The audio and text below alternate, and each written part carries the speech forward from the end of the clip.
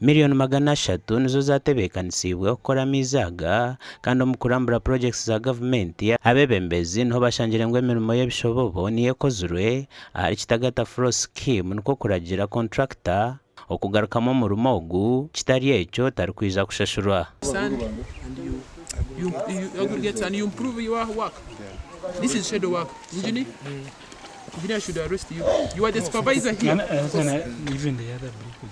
Wanabahinzi bakutwashitamire ke akwashita muri kristibu biciruzangana gwatrista abahinzi bareta musende base kumari offices yakondo zo begichizubu tubestine offices hatankanye ka office ya nyesipika na deputy tubestine office. Mukuru w'entebe ya katano aina masikongu amizaga gabagahwire ekizubu ky'amizi nikiza kuba kyacendezibwe mu rubuhweju okurambura projects za government zikozirwe mu district age kuriyo ni kugenda omisho twaba turiyo ntwendera umwaka ntariho projects nyinshi ngeze zanagambo konkana bwe stiro hari ebindi ebituriyo ntukora nambwe nuko mucenguto tukine mu umurimo muhango munonga by close of this financial year akwa twine uruguto urutkuza kushara kuruganya kashaka kuzarwajiri twine uruguto urutkuza kushara ukuruga rwankondo kuzakatara kuraba kirungu Gasha kwa Juliet Charles.